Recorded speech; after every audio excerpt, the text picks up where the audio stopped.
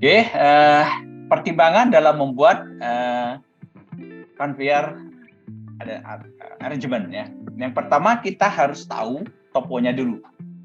Jadi modalnya adalah topo. Apakah toponya datar, apakah toponya berbukit, nah atau seperti apa ya terserah ya. Itu kita tahu supaya kita bisa menempatkan bisa membuat arrangement yang baik gitu ya. Kemudian kita harus tahu juga conveyor ini diterima, mengumpannya pakai apa. Kemudian diterimanya apa? Ya, kan berbeda kalau misalnya diterima ini pengumpannya adalah dari truk, bisa juga dari kereta, bisa juga dari bus ya, atau dari alat lain misalnya Grab gitu ya. Diterimanya juga bisa macam-macam kan? Apakah didischarge ke stockpile, ataukah didischarge ke bus, ataukah didischarge ke truk kan? Nah, semua itu kita harus tahu dulu supaya kita bisa membuat skepnya. Kemudian kita menentukan posisi drive, pick up, di mana posisi drive dan pick up. Kemudian posisi drive apakah di tail, apa di head, gitu. Itu tergantung arrangementnya lagi. Tail drive biasanya hanya untuk decline conveyor. Kemudian head drive biasanya head drive atau di sekitar head itu biasanya untuk yang horizontal atau incline conveyor. Kemudian intermediate drive, drive kita taruh di bawah atau di tengah, itu tentu ada alasannya lagi. Beberapa klien biasanya minta, saya mau drive-nya di on ground semua, ya terpaksa kita harus bikin on ground kan. Tujuannya tentu dia memudah perawatan ya, terutama kalau udah gede ya, ukurannya gede ya. Oke, kan bisa 5-6 ton kan. Kemudian apakah single drive atau multiple drive? Nah,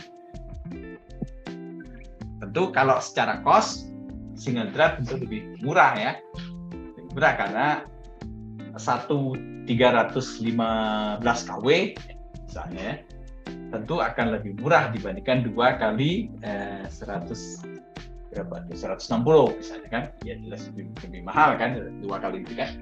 Ya drive komponennya kan banyak ya. Kemudian pick up, nah, posisi pick up itu di mana? Biasanya kan posisi pick up itu selalu di sisi tegangan rendah, atau kalau secara umum dia selalu setelah drive ya, bukan sebelum drive. Kalau sebelum drive itu adalah pada tension yang tinggi kan, setelahnya. Jadi pick up juga ada vertikal, ada horizontal, tension yang gravity, vertikal. Kemudian ada juga winch. Winch ini jarang sih ya, jarang. Tapi sekarang kelihatannya sudah ada beberapa, karena kan winch juga tidak terlalu mahal sekarang ya. Kemudian pada akhirnya kalau arrangement yang baik itu kita akan menghasilkan less power, less pick up, less tension.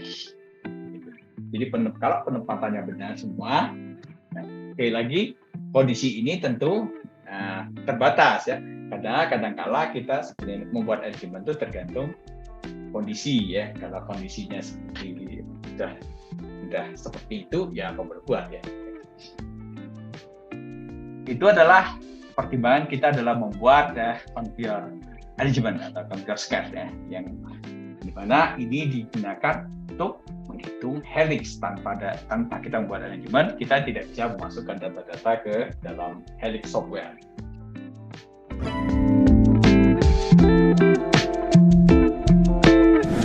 Kemudian prosesnya atau standar yang digunakan, ada helix itu ada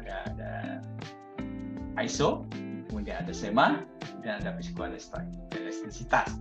Yang psikoelastisitas ini biasanya digunakan kalau belnya menggunakan low rolling resistance bel, untuk menggunakan friksinya rendah sehingga dapat membawakan power yang lebih rendah. Sekali lagi ini biasanya digunakan hanya pada kondisi tertentu ya, cuma pada conveyor yang panjang sehingga kita bisa mereduce power. Kemudian helix T6 database seperti saya tadi, material database ada situ beberapa. Kalau kita ketiadaan data, ya kita bisa menggunakan data umum. Tapi sebaiknya kita harus punya data. terutama untuk yang utamanya ya. Yang utama yang harus kita tahu adalah torque density-nya. Kalau untuk menghitung conveyor, torque density, ukuran butirnya, ya, sama surcharge angle-nya. Itu utama itu kita harus tahu. Kemudian equipment database yang saya bilang tadi di Helix ada idler, belting ada beberapa brand, motor juga ada beberapa brand, gearbox juga ada beberapa brand, brake coupling dan brake juga ada beberapa brand. Kemudian apa beda antara, kan dia menggunakan ISO, SEMA, satunya ada viscositas ya. Di sini tidak ada DIN ya, tapi DIN sebetulnya itu DIN itu standar Jerman. DIN itu kalau kita perhatikan sebenarnya hampir mirip dengan ISO 5048 ya. Kalau kita lihat di sini ya, kalau DIN precision faktornya F, ISO sama F. Tapi kalau SEMA lain-lain, ada KX, KY, jadi dia lebih banyak faktornya ya. Faktor. Kemudian faktor correction temperatur. Nah kalau di DIN ada, tapi di ISO nggak ada ya. Jadi kalau misalnya di daerah tropis nggak ngaruh, karena faktornya tetap sama 1. Ya. Tapi kalau misalnya suhunya di bawah 0 derajat, ada pengaruh. Jadi untuk daerah tropis, untuk kasus kita relatif sama kalau Bapak menghitung dengan DIN 22101 misalnya, maupun dengan ISO 5048 itu sama. Ya. Kemudian perimeter retention-nya sama, kalau DIN dengan ISO juga. Dan begitu SEMA banyak sekali. Makanya saya dulu waktu saya masih manual, saya lebih enak menghitung dengan DIN atau dengan ISO karena dia lebih sederhana dan lebih mudah dipahami kalau saya sebutkan. Kalau SEMA lebih banyak parameternya. Kemudian secondary tension-nya Fn, sama Fn. Kemudian secondary tension factor C dan C. Yang dimaksud dengan secondary factor C itu adalah C faktor yang tergantung panjang. Semakin panjang maka C ini akan mendekati 1. Semakin pendek, C-nya akan semakin besar. Faktor. Kemudian gradient FST, gradient tension FST sama dengan FST. Jadi kalau kita perhatikan memang DIN sama ISO relatif sama, dan SEMA memang sedikit berbeda cara menghitungnya. Dan hasilnya memang akan sedikit berbeda. Kemudian kalau viscoisolation escalation, sebetulnya yang dihitung itulah F-nya, faktor friction-nya yang berbeda ya. Kapan kita pakai ini dan mengapa pakai ini nanti saya akan jelaskan secara singkat dalam talks berikutnya ya. Itu standar yang digunakan Helix ya. Jadi saya tidak akan menjelaskan ya, karena saya cuma melihat faktor-faktor supaya kita bisa lihat. Oke, kalau DIN sama ISO sama, kalau SEMA memang hasilnya memang akan berbeda ya, karena dia memang faktornya berbeda. Lagi, tapi kalau untuk daerah tropis di mana faktor correction temperaturnya 1, maka itu DIN dan ISO sama, faktornya sama ya.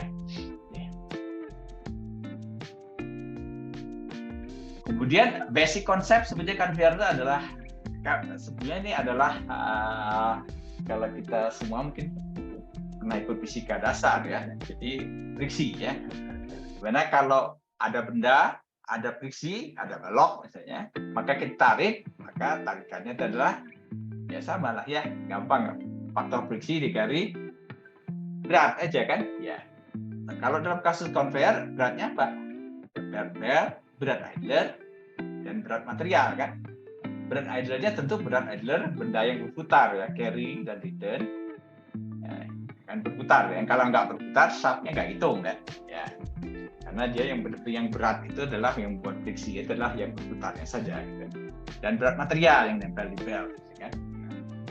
Sederhana sebetulnya, dapat F ya, berat itu dikali faktor friksi. Friksinya di mana ya, di idler ya. Di idler. Kemudian kalau yang vertikal ya naik vertikal kan. Jadi kalau dia vertikal seolah-olah ditarik dalam horizontal kemudian diangkat. Apa yang diangkat? Yang diangkat tentu belnya juga ikut terangkat sebetulnya. Tapi belnya kan balik lagi karena dia tertutup kan space-nya. Jadi sebetulnya belnya tidak ada pengaruh. Makanya FST itu adalah inclination tadi ya, tension itu bel tidak pengaruh karena dia hampir sama. Nanti begitu dia angkat dia turun lagi gitu kan. Itu ada belnya, carry dengan bel. Yang diangkat murni sebetulnya material, ya kan? Either nggak diangkat kan? Ya. Makanya nanti tensionnya itu ada cuma MGH saja dia kan, ya. Karena M-nya adalah material. Karena bel tidak diangkat, idler juga tidak diangkat ya. Idler cuma dia berputar di tempat. Bel diangkat tapi return-nya balik lagi. Jadi nol kan ya. Jadi yang benar-benar diangkat adalah material. Angkat di atas, turun ya. Di ujungnya di awal turun. Nah, itulah sebetulnya basic konsep daripada conveyor. Jadi sangat sederhana sebenarnya ya. Nah, ini kalau kita lihat tadi ya standar yang DIN dan ISO tadi ya sama dia. F total ya. Nah, gaya tadi ya kalau kita narik balok tadi ya. Nah, kalau dalam arah horizontal, kalau di plus tambah vertikal gitu ya. Nah, ini ya. Nah, yang vertikal itu adalah yang ini massa QG ini adalah massa material kali berat ya. Kali tinggi misalnya. Berapa tinggi yang diangkat kali. Cuman itu aja. Yang lain yang atas itu adalah yang benda-benda yang besar tadi dan benda-benda yang ya bel kenapa bel 2? Kan ada 2 QB ini, Q2 ada bel ya. QRO ini return idler, yang satunya carry idler. Belnya memang 2 kan? Ya, 2 yang kemudian ada massa. Ya. Jadi panjang, karena sepanjang itu tadi kan massa totalnya kan panjang. Kali faktor friksi F. Nah, kemudian ini adalah yang samping di sini. Nah, ini faktor C tadi. Jadi semakin panjang, maka C-nya itu adalah hampir mendekati 1 ya.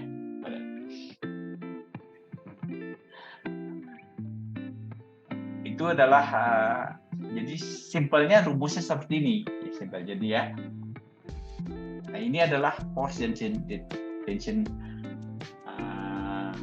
diagram ya secara umum seperti ini ya. Jadi kalau dia katakanlah inklinasi, maka kita sebutnya, kita mulai dari drive, maka di sisi high tension kita sebutnya F1.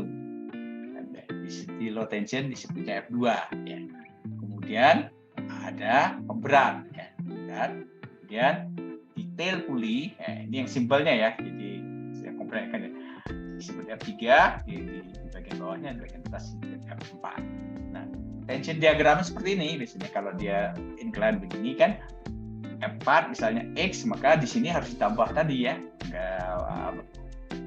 material bel dikali faktor friksi dapatlah F1 ya. Kemudian viscoelasticitas calculation. Nah, kenapa, kapan dan kenapa ya. Jadi kalau kita perhatikan di dalam dari analisa orang bahwa yang terbesar sebetulnya itu friksi itu adalah rubber indentation. Jadi yang disebut dengan FI dalam kurva ini ya. Dia dalam untuk conveyor yang panjang biasanya hampir 60%. Pak.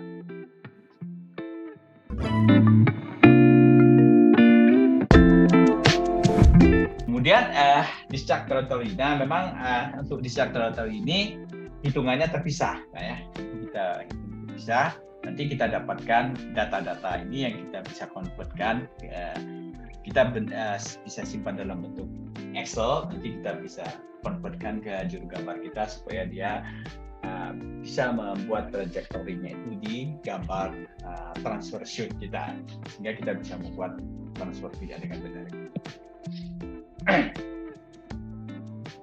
Di inputnya kalau untuk membuat discharge territory itu ada bell speed saja, kemudian radius discharge bodinya, kemudian burden material ya, burden depth daripada material, kemudian inklinasi, sehingga kita dapat nanti data itu kita inputkan, nanti kita dapat kurvanya ya, kurva atau dalam bentuk waktu terhadap jarak dan tinggi ya, jadi X dan Y. Nah, itu bisa kita gambarkan nanti dan digambarkan dalam rupa yang ini ya, yang terlihat di sini ya.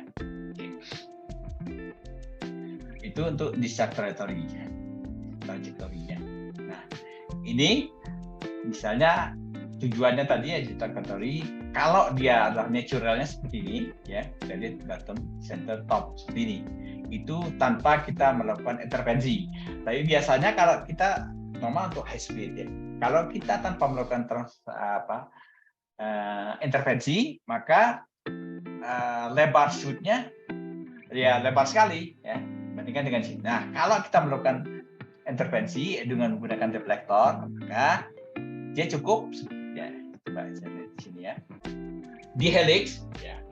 Nah, ini contoh gambarannya seperti ini Pak ya. Karena kita lihat dari gambar ini, kalau kita melakukan intervensi maka materialnya mengalir seperti ini ya, ini tergambar. Kalau tidak, maka materialnya seperti ini. Dan artinya apa?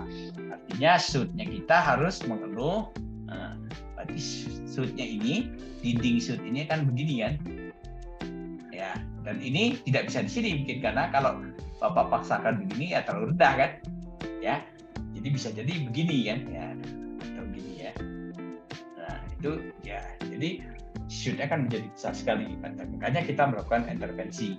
Nah, supaya intervensinya baik, maka material itu harus mengalir dengan baik ya itu. Nah, di helix ada software yang disebut dengan DAMShoot yang membantu kita untuk menganimasikan, melihat aliran material di daerah transfer shoot, terutama kalau kita menggunakan deflektor ini ya. Jadi kalau kelihatan bahwa memang namanya juga di deflektor ya, pasti materialnya akan kemana-mana. Tapi kalau kita lihat sebagian besar dia mengikuti pola yang baik kan, dan ya ada beberapa yang terpental gitu ya, tidak dari tapi tidak ada yang terpental kemana-mana sehingga bisa materialnya menabrak puli ya, yang bisa menyebabkan pulinya tear ya, robek ya. Nah, helix, ada helix DAMShoot untuk membantu Bapak untuk menganalisa aliran material di transfer shoot. Tapi helix DAMShoot tidak membantu kita membuat desain deflektor ya. Jadi desain deflektor kita. Nah, tapi kita buat desain deflektor seperti ini, kita simulasikan dengan helix DAMShoot. Kalau hasilnya tidak bagus, aliran materialnya kemana-mana, maka kita modifikasi lagi deflektornya. Ya, modifikasi, kemudian masukkan lagi ke helix DAMShoot. Dianalisa lagi, kita lihat aliran materialnya baik atau tidak. Nah,